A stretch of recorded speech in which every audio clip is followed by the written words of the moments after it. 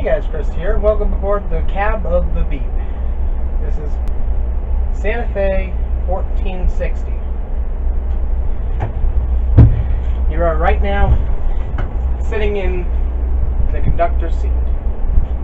Welcome aboard.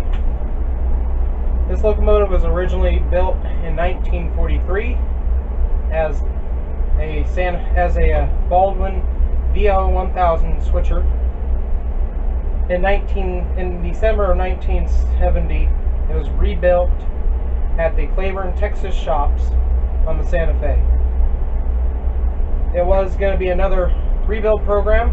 They were just getting to the end of the CF7 rebuild program, and so they were going to think about doing a rebuild program with their Baldwin switchers. This was the test unit. They had rebuilt it with an EMD 567 prime mover, 16 cylinders. They got halfway through the build of their test locomotive, then they realized it wasn't very cost effective. So they just finished that one locomotive, and this is it. It served a lot of time being leased to the Port Terminal Railroad Association in Houston, Texas, but for most of its life it spent as the shop switcher for the Cleburne, Texas shops, where they did a lot of rebuilding. Right now I am sitting in the engineer's seat. Now all that's left of the original Baldwin locomotive is the cab and the frame. That's all that's left of the original Baldwin. It rides on Bloomberg trucks, and it has an air conditioner right up above me. It doesn't work though. The engine doesn't run, as far as we know of. It was one of the very few engines still in the bookend paint scheme at the time of the book that was written, that I got the information from, by Joseph W. Shine, Santa Fe Motive Power Pictorial, and the Southern Pacific Santa Fe Pictorial.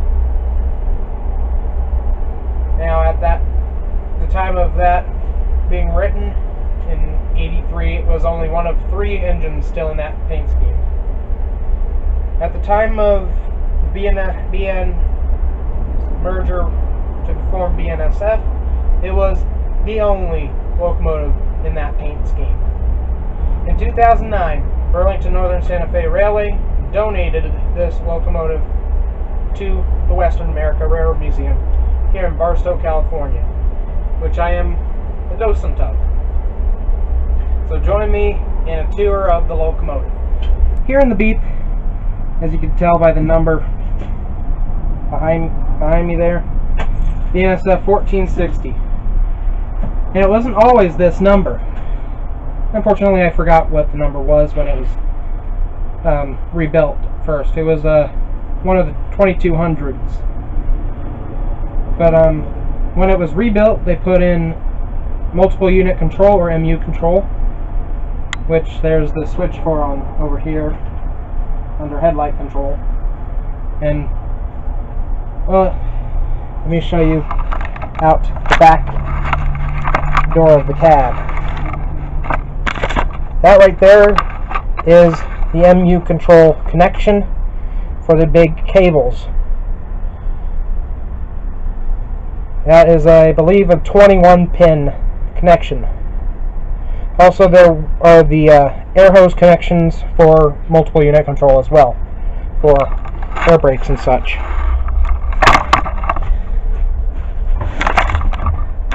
Sorry about the really bad focus and angles. Join me for the tour of the cab. I'm going to just open this door so we can get a nice breeze going. The front door is now open, same with the back door and both windows.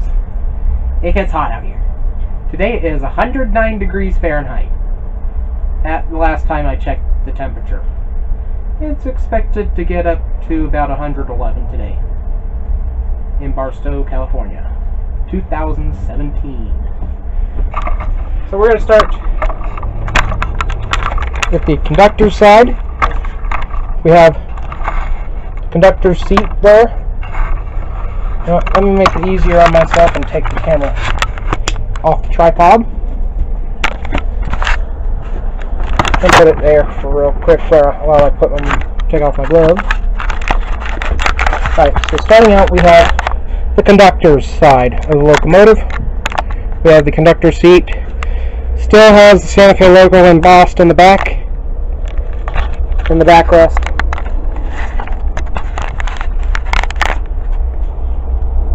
Oh, great, we got security wannabes. We have, in the backrest of the conductor side, we have the Santa Fe logo, Workforce Safety Santa Fe. Behind it, we have the conductor side heater. It does not have floor adjust, the heater stand.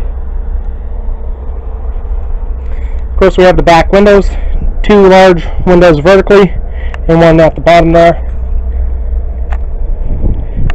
Of course, we have the light there with the number up on the roof there. From the conductor seat, this is his view out the front with the door open. There's where the battery box is right there. We can't get that latch right there to close for some reason. We have the small mirrors here, 1 small mirror there, 1 small mirror here. Window shade, the sunshade, and there would be a rubber pad right here, but it fell off, so we put it there. Next we have the fire extinguisher, still has the Santa Fe logo on it. Last checked in 2001, I mean.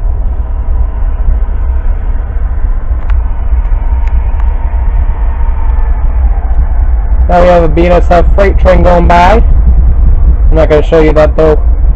It's just a regular freight train. And then above that, where we have the battery knife switch right here. That is the battery knife switch. It would carry about 600 volts. And we have all the fuses in there, and the more knife switches for auxiliary generator control and other stuff. And then we have spare fuses up in here. Now this is a fuse, one of the fuses. This is where the spare fuses, 250 volts or less AC, 10,000 amps, initial, class H, non-400 amp, so it blows at 400 amps. That's a lot of amperage. No, 400 amps would be normal, 10,000 amps would be bad. So that would be that for the battery knife switch and all that stuff. Then we have the blue card, of course, 2009 reporting year. Daily inspection card, FRA Rule 229.21. We also have this guy up here. God, I like him.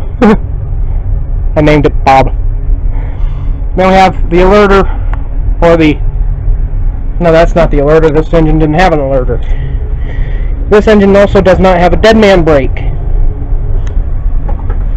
That would be the speaker for the radio. Then we have a couple MCB switches and the start up and stop buttons. And now here we are in the engineer's seat.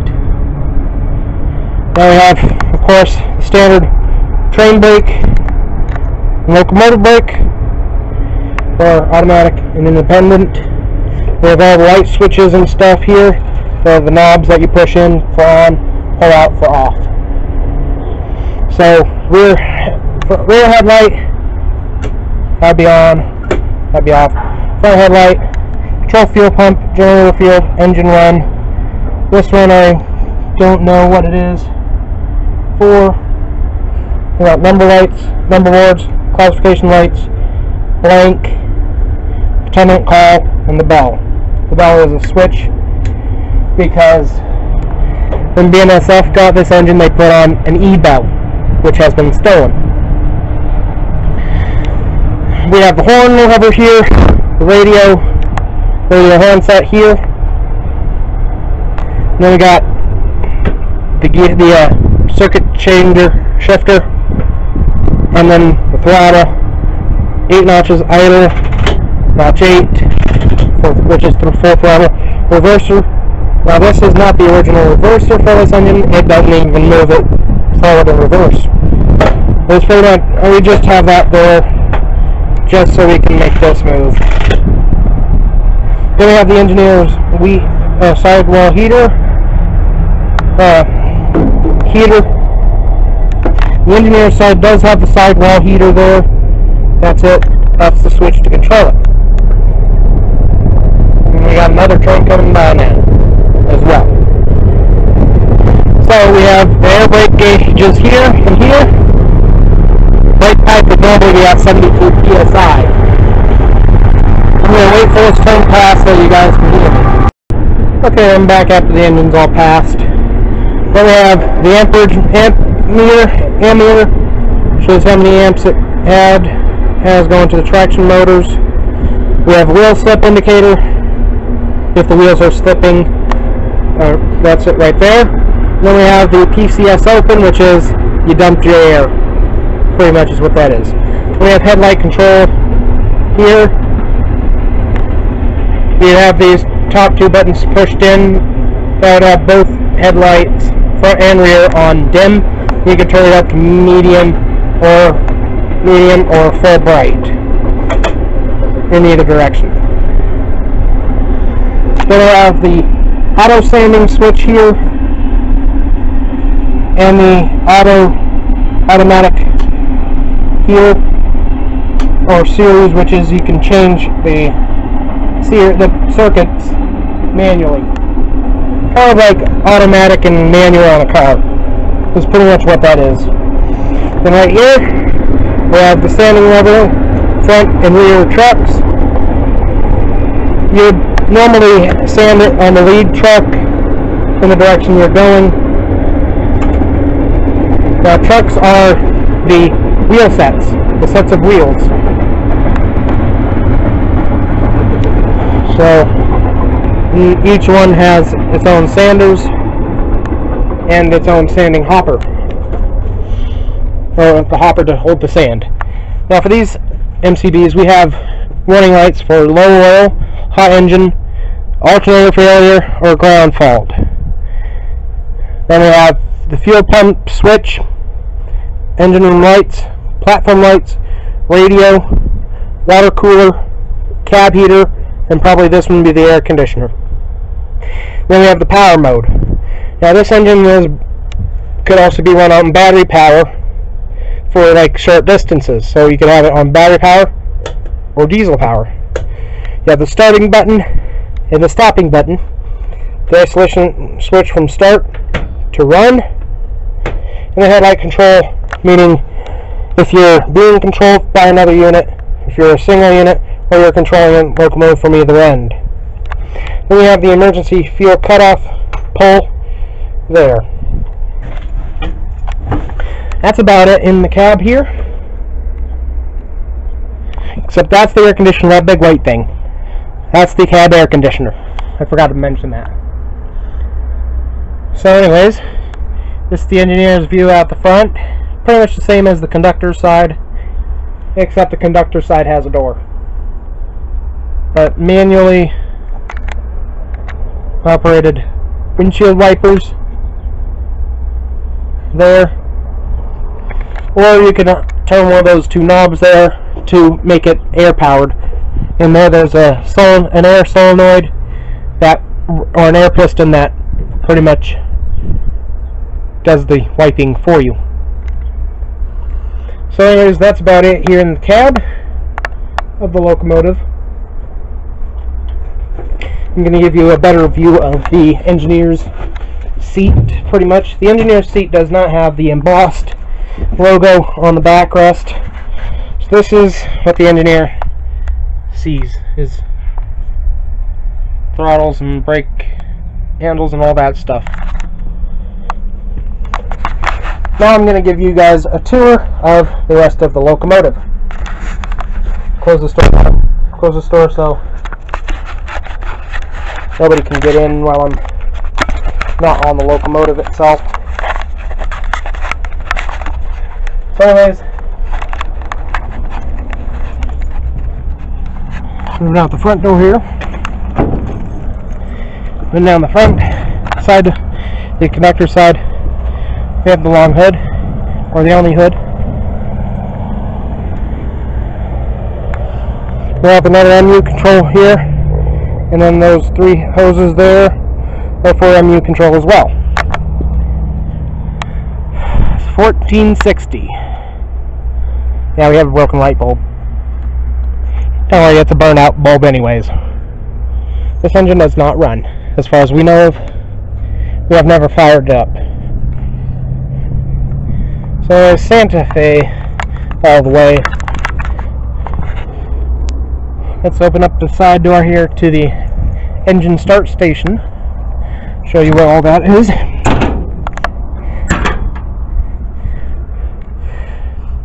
We have the antifreeze tank here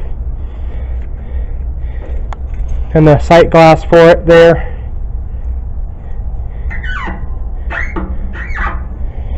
And then we have one of the start buttons. This would be for just turning the engine over a couple times to drain the cylinders of any water in the lines. We have the governor, speed governor here, and the governor oil check is that thing right up. You can't see it. That thing. That thing's the oil check for it.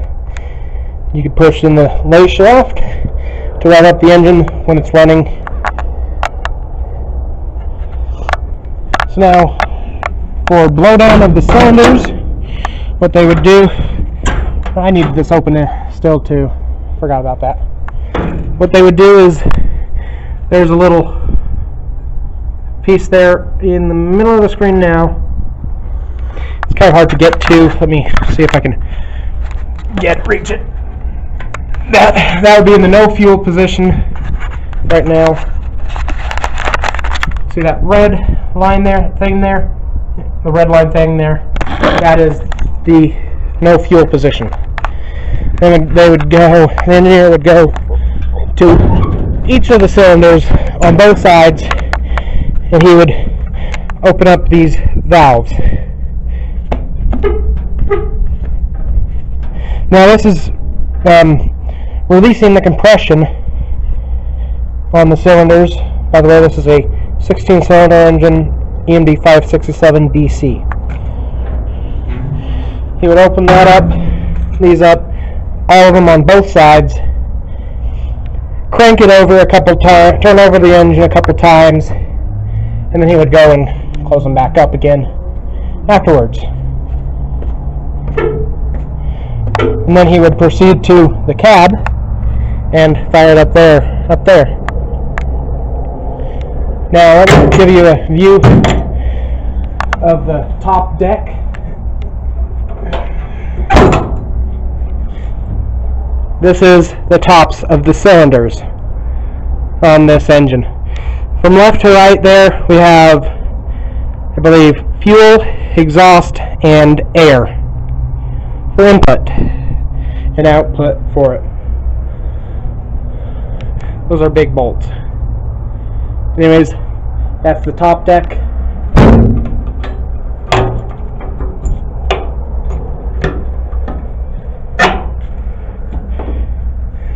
Close it up here so we don't get dust in it.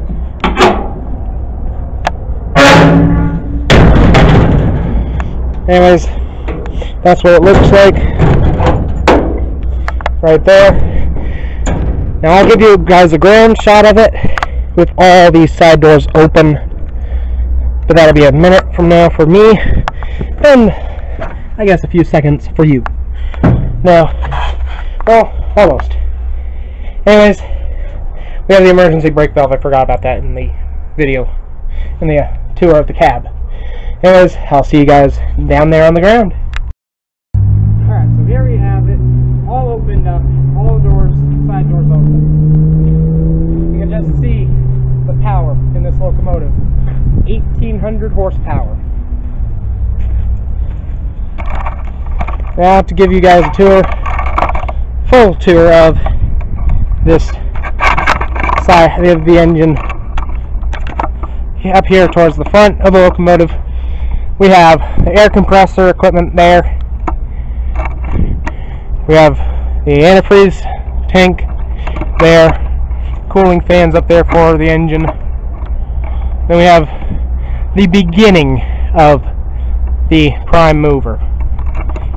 16 cylinders. EMD 567 BC diesel prime mover. Plus we have all four of the carbon traps up top there. Then we have the alternator generator. And then various equipment here for electrical equipment there. Battery box would be there. Air tank, air equipment there, or pneumatic equipment there. Now this is the back end of the 1460, the beef locomotive. So the cab end of the locomotive. Up there would have been the horn and radio control equipment. Now let me show you the other side of the engine for the paint scheme. This paint scheme was nicknamed the bookend paint scheme because of the yellow ends. Massive engine. Let's take a look at the fuel tank, but from the other side though.